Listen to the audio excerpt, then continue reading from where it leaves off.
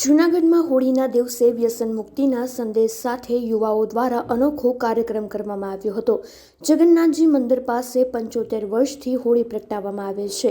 વિસ્તારમાં રહેતા બાળકો દ્વારા ઘાસ અને લાકડાના બાંબુના ઉપયોગ વડે નનામી બનાવવામાં આવી હતી અને ત્યારબાદ કોણ મરી ગયું વાલમ બાપા કેવી રીતે બીડી પીતાના સૂત્રોચ્ચાર સાથે માર્ગો પર વાલમ બાપાની નનામી કાઢવામાં આવી હતી અને લોકોને વ્યસન ન કરવા અપીલ કરી હતી।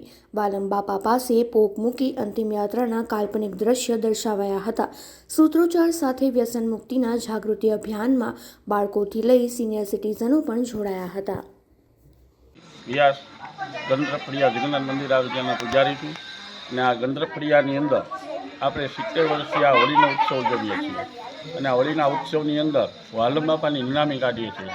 નનામી એટલા માટે કાઢવામાં આવે છે, વાલમ બાપા સિગરેટ પીતા, ધૂમપાન કરતા અને આ ધૂમપાન ન કરો એના સબક અમે આ નનામી કાઢીએ છીએ।